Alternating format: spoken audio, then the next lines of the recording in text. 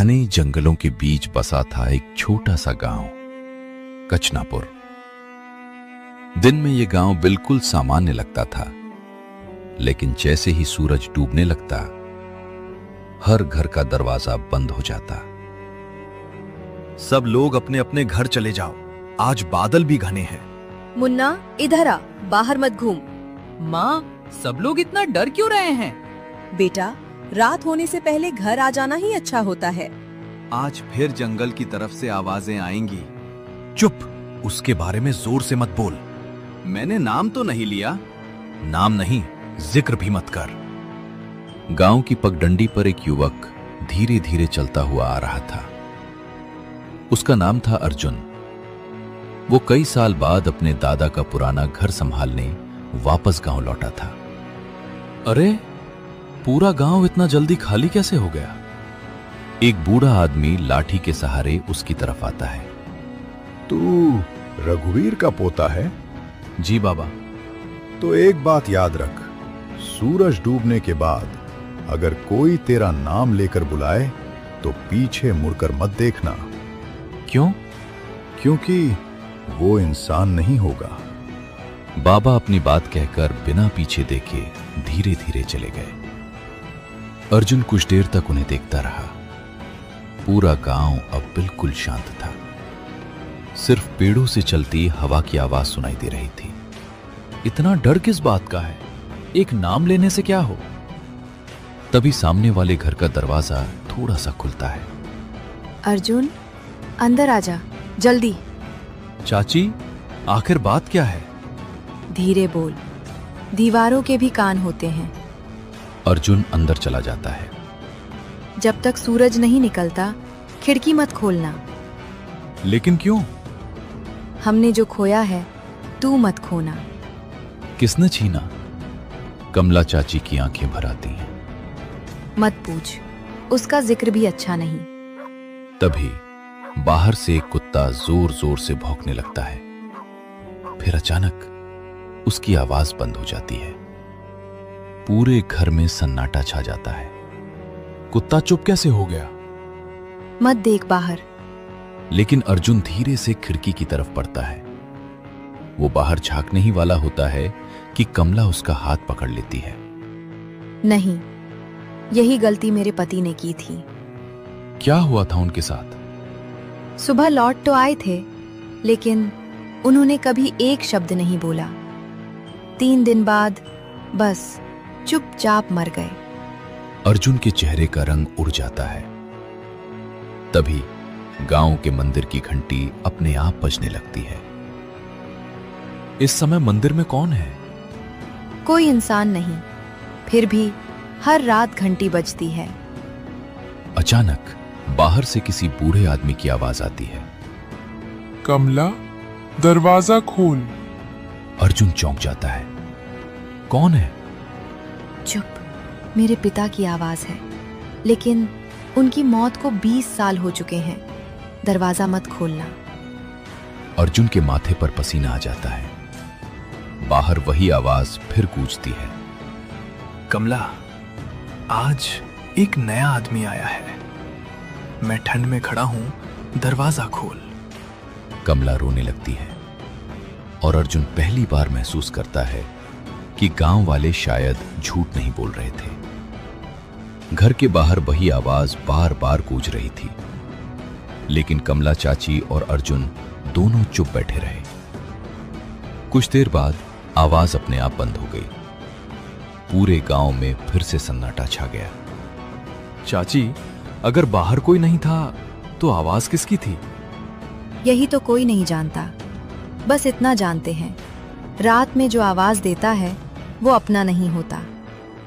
तभी दरवाजे पर 3 हल्की दस्तक होती है। दोनों एक दूसरे की तरफ देखने लगते हैं। कोई आया है? नहीं, कोई नहीं आया, चुप बैठ। कुछ सेकंड बाद फिर वही 3 दस्तक। मैं देख कर आता हूं। नहीं, यही तो वो चाहता है।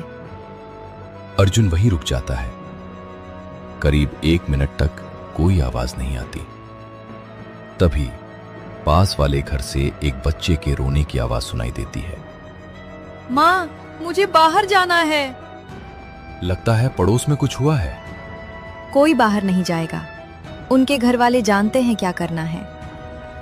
अचानक बच्चे की रोने की आवाज बंद हो जाती है। पूरा गांव फिर शांत हो जाता है। अर्जुन को अब डर लगने लगा था। उसे पहली बार महसूस हुआ कि इस गांव में रात सिर्फ अंधेरा नहीं लाती। तभी दूर चौपाल की तरफ से किसी के धीरे धीरे चलने की आवाज आने लगी। ऐसा लग रहा था जैसे कोई लकड़ी की लाठी टेक कर चल रहा हो। कोई बाहर चल रहा है। खिड़की से मत देखना। चलने की आवाज धीरे धीरे उनके घर के सामने आकर रुक जाती है। दोनों अपनी सांस रोक लेते हैं। कुछ पल तक बिल्कुल सन्नाटा। फिर एक बहुत धीमी आवाज सुनाई देती है। आज एक नया आदमी आया है। अर्जुन का दिल तेजी से धड़कने लगता है।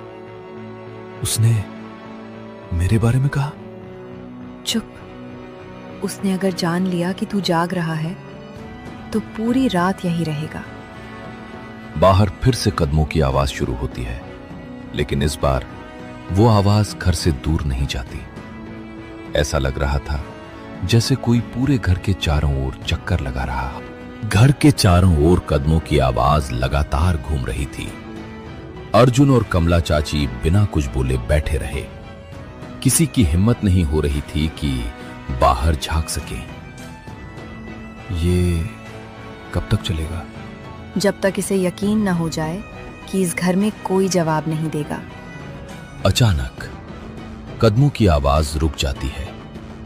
पूरे घर में ऐसा सन्नाटा छा जाता है कि दोनों की सांसों की आवाज तक सुनाई देने लगती है। लगता है वो चला गया। नहीं, यही समय सबसे खतरनाक होता है। उसी वक्त घर की छत पर किसी के चलने की आवाज आती है। छत पे कौन है? ऊपर मत जाना, चाहे कुछ भी सुनाई दे। तभी आंगन में बंधी गाय जोर जोर से रंभाने लगती है। फिर अचानक बिल्कुल शांत हो जाती है। गाय भी चुप हो गई। जानवर उसे इंसानों से पहले महसूस कर लेते हैं। उसी समय पास के घर से एक बूढ़ी औरत की आवाज आती है। कोई बाहर मत निकलना, दिया बुझने मत देना। पूरे गांव से एक साथ कई आवाजें आने लगती हैं। दिया संभालो, दरवाजा मत खोलना, बच्चों को अपने पास रखो। सब लोग एक जैसी बातें क्यों बोल रहे हैं? क्योंकि ये रात हर साल आती है और हर साल गांव किसी न किसी की परीक्षा लेता है। अर्जुन चौंक जाता है। मतलब ये पहली बार नहीं हो रहा? नहीं, 50 साल से यही हो रहा है। तभी गांव के मंदिर की घंटी अपने आप बजने लगती है। इस बार घंटी की आवाज पहले से कहीं ज्यादा तेज थी। कोई तो मंदिर में है। काश वहां कोई इंसान होता। इतने में अर्जुन की नजर दरवाजे की चौखट के नीचे से गीली मिट्टी धीरे धीरे अंदर खिसक रही थी, जैसे कोई अभी अभी बाहर खड़ा रहा हो। चाची, ये मिट्टी अंदर कैसे आई? कमला नीचे देखती है। उनका चेहरा एकदम सफेद पड़ जाता है। इसका मतलब वो अभी भी दरवाजे के बाहर ही खड़ा है। अर्जुन की नजर धीरे धीरे दरवाजे की ओर उठती है और तभी दरवाजे की कुंडी अपने आप धीरे से हिलने लगती है। दरवाजे की कुंडी धीरे धीरे हिल रही थी। कमला चाची ने कांपते हाथों से भगवान की छोटी सी मूर्ति उठा ली। अर्जुन की नजर दरवाजे से हट ही नहीं रही थी। चाची, अगर दरवाजा खुल गया तो? दरवाजा अपने आप नहीं खुलता, उसे कोई अंदर वाला ही खोलता है। अचानक कुंडी हिलना बंद हो जाती है। दोनों राहत की सांस लेते ही हैं कि बाहर से किसी लड़की के रोने की आवाज आती है। कोई है? मेरी मदद करो, मैं रास्ता भटक गई हूं। रात में कोई लड़की जंगल में कैसे आ सकती है? याद रख, रात में जो भी मदद मांगे उसकी बात मत सुनना। मुझे बहुत डर लग रहा है। बस एक रात के लिए दरवाजा खोल दो। अर्जुन बेचैन हो जाता है। अगर सच में कोई मुसीबत में हुआ तो? यही सोचकर कई लोगों ने दरवाजा खोला था। तभी सामने वाले घर से सरपंच की आवाज आती है। कोई भी बाहर मत निकलना, जिसे जो आवाज सुनाई दे उस पर भरोसा मत करना। कुछ ही पल बाद लड़की के रोने की आवाज अचानक बदल जाती है। अब वही आवाज अर्जुन की मां जैसी लगने लगती है। अर्जुन बेटा, दरवाजा खोल, मैं तुझे लेने आई हूँ। अर्जुन का चेहरा उतर जाता है। ये तो मेरी मां की आवाज है, लेकिन वो तो शहर में है। कानों पर भरोसा मत कर, यही इसकी सबसे बड़ी चाल है। आवाज फिर आती है। अर्जुन, मैं अकेली हूँ, बेटा दरवाजा खोल। अर्जुन की आंखों में आंसू आ जाते हैं। वो धीरे धीरे दरवाजे की तरफ बढ़ता है। अगर तूने कुंडी छू ली तो हम दोनों सुबह नहीं देख पाएंगे। उसी समय पूरे गांव में एक साथ शंख बजने की आवाज गूंज उठती है। मंदिर के पुजारी की ऊंची आवाज सुनाई देती है। सब लोग अपने अपने घरों में रहो, आज की रात अभी खत्म नहीं हुई है। जैसे ही शंख की आवाज गूंजी, दरवाजे के बाहर खड़ी आवाज एकदम शांत हो गई। लेकिन घर की पिछली दीवार की तरफ से धीरे धीरे किसी के नाखून रगड़ने की आवाज आने लगी।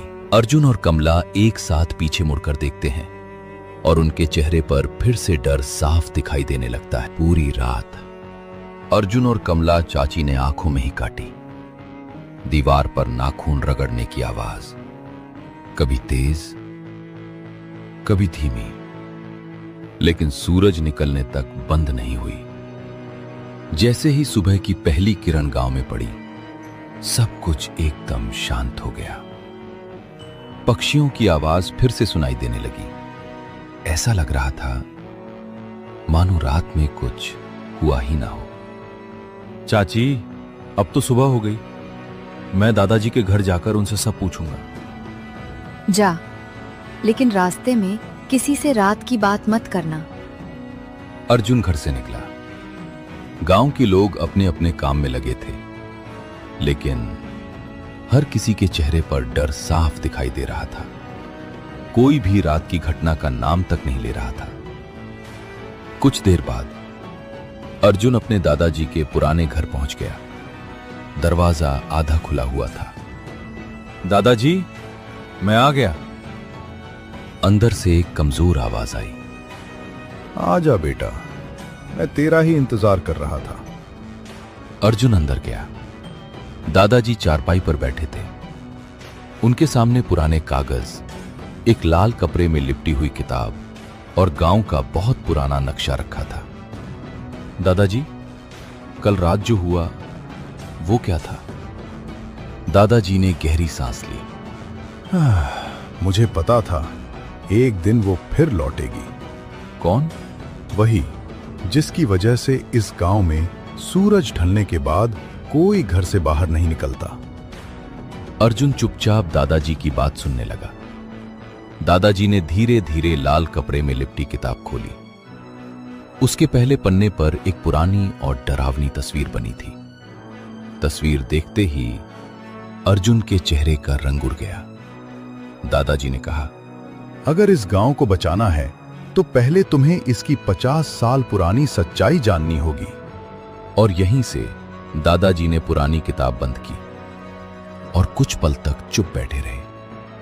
कमरे में अजीब सी खामोशी छा गई। दादाजी, आखिर 50 साल पहले ऐसा क्या हुआ था? दादाजी ने धीरे धीरे बोलना शुरू किया। उस समय इस गांव का नाम दूर दूर तक मशहूर था। लोग खुश थे, खेती अच्छी होती थी, लेकिन एक रात सब बदल गया। क्या हुआ था? गांव के बाहर पुराने बरगद के पास एक औरत मिली थी। वो जोर जोर से रो रही थी। उसने सबसे मदद मांगी। गांव वालों को उस पर दया आ गई। उन्होंने उसे गांव में रहने की जगह दे दी। शुरुआत में सब कुछ सामान्य था, लेकिन कुछ ही दिनों बाद हर रात एक एक करके लोग गायब होने लगे। फिर जिसने भी आखिरी बार उसे देखा वो कभी वापस नहीं आया। तब गांव के लोगों को समझ आया कि वो औरत इंसान नहीं थी। अर्जुन के हाथ कांपने लगे। क्या वही कल रात मेरी मां की आवाज निकाल रही थी? हाँ, उसे हर इंसान की आवाज बदलने की शक्ति है। वो तुम्हें उसी की आवाज सुनाती है जिस पर तुम्हें सबसे ज्यादा भरोसा हो। दादाजी उठे और कमरे के कोने में रखी एक पुरानी लकड़ी की पेटी खोली। उसमें से उन्होंने एक लोहे का पुराना ताबीज निकाला। इसे हमेशा अपने गले में पहनना। जब तक ये तेरे पास रहेगा वो तुझे सीधे छू नहीं पाएगी, लेकिन अगर ये ताबीज खो गया तो तुझे कोई नहीं बचा पाएगा। अर्जुन ने ताबीज अपने गले में पहन लिया। उसी समय घर के बाहर किसी ने धीरे धीरे दरवाजा खटखटाया। दादाजी का चेहरा एकदम बदल गया।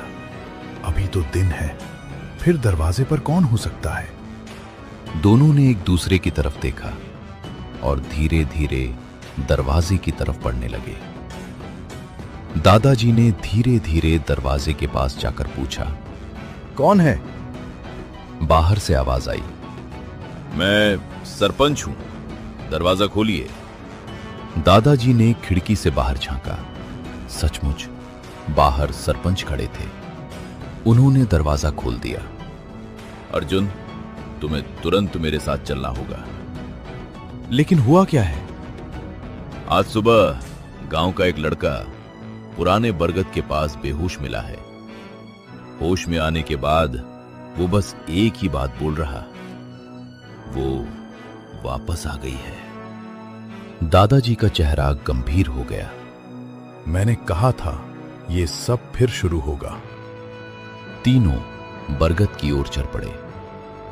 दिन का उजाला था, फिर भी उस रास्ते पर कोई नहीं जा रहा था। हर घर का दरवाजा बंद था। कुछ देर बाद वे पुराने बरगद के पास पहुंचे। जमीन पर अजीब अजीब निशान बने हुए थे, मानो किसी ने लंबे नाखूनों से मिट्टी को कई जगह खरोंच दिया हो। बरगद के तने पर लाल रंग से एक निशान बना था। यह निशान पहले भी था? नहीं, ये आज सुबह ही दिखाई दिया है। दादाजी की नजर पेड़ की जड़ों पर गई। वहां मिट्टी के नीचे से एक पुरानी लकड़ी की संदूक का कोना बाहर निकला हुआ था। इसे बाहर निकालो, लेकिन सावधानी से। अर्जुन और सरपंच ने मिलकर संदूक बाहर निकाला। उस पर जंग लगा हुआ बड़ा ताला था और ताले पर एक कागज चिपका था। उस पर सिर्फ एक ही लाइन लिखी थी, इसे खोलोगे तो गांव का सबसे बड़ा राज जाग जाएगा। अर्जुन ने दादाजी की तरफ देखा। दादाजी की आंखों में डर साफ दिखाई दे रहा था। उन्होंने धीरे से कहा, शायद अब वो समय आ गया है। बरगद के नीचे रखे उस पुराने संदूक को कोई छूने की हिम्मत नहीं कर रहा था। चारों तरफ सन्नाटा था। हवा भी जैसे रुक गई थी। दादाजी, क्या इसमें वही राज है? हाँ, लेकिन इसे यहीं खोलना सबसे बड़ी गलती होगी। पहले इसे मंदिर ले चलते हैं, पुजारी जी के सामने ही फैसला होगा। अर्जुन, दादाजी और सरपंच संदूक को उठाकर मंदिर की ओर चल पड़े। मंदिर पहुंचते ही पुजारी ने संदूक को देखते ही आंखें बंद कर ली। इसे 50 साल बाद फिर बाहर निकाला गया है। हाँ, अब इसे छिपाने से कुछ नहीं होगा। पुजारी ने मंदिर की घंटी बजाई। कुछ ही देर में गांव के बुजुर्ग इकट्ठा हो गए। क्या सच बताने का समय आ गया? अब अगर सच नहीं बताया तो पूरा गांव खतरे में पड़ जाएगा। पुजारी ने अपनी कमर से एक पुरानी चाबी निकाली। वो चाबी बिल्कुल उसी ताले की थी। सबकी सांसें थम गईं। धीरे धीरे ताला खुला। संदूक का ढक्कन ऊपर उठा, लेकिन अंदर सोना चांदी नहीं था। सिर्फ एक लाल कपड़े में लिपटी हुई बहुत पुरानी डायरी और एक टूटा हुआ चांदी का लॉकेट रखा था। बस इतना ही। दादाजी ने कांपते हाथों से डायरी उठाई, पहला पन्ना खोला। उस पर लिखा था, अगर तुम ये पढ़ रहे हो तो समझ लो कि वो फिर लौट आई है। अर्जुन के चेहरे का रंग उड़ गया। उसी समय पूरा मंदिर सन्नाटे में डूब गया। कोई कुछ बोल नहीं रहा था। जल्दी डायरी पढ़ो, समय बहुत कम है। दादाजी ने डायरी का पहला पन्ना खोला। उस पर लिखा था, ये डायरी मैं, रघुवीर, गांव का पुराना चौकीदार, अपनी आखिरी रात को लिख रहा हूं। अगर वो फिर लौट आए तो इस डायरी को पढ़ना। दादाजी आगे पढ़ने लगे। वो कोई साधारण औरत नहीं है। वो इंसानों के डर से ताकत हासिल करती है। जितना लोग उससे डरते हैं, वो उतनी ही शक्तिशाली होती जाती है।